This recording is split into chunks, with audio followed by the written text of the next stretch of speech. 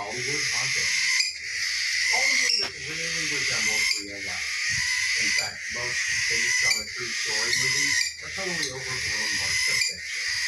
Although, when it comes to the Conjuring franchise, it turns out that real life story is a lot more frightening than the movie's many jump scares.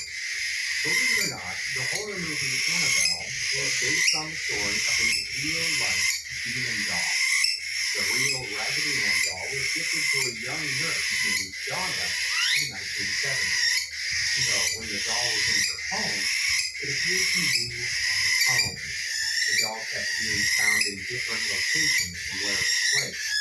And shortly after, it was reported that Donna's boyfriend received a set of red claw marks on his chest mysteriously in the night.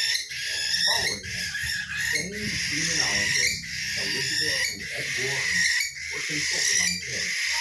The Warrens concluded that the doll's ability to seemingly teleport, as well as the mark of the beast on Donna's boyfriend's chest, were clear signs of a demonic possession. The Warrens locked the doll inside a specially made glass cabinet and regularly recited the Lord's Prayer to contain the demon. Certainly a sinister story. Although the skeptics amongst you may already be questioning how much of it is true. After all, demonology can hardly be classified as a science. Then again, no scientists have been brave enough to take the Annabelle doll into a lab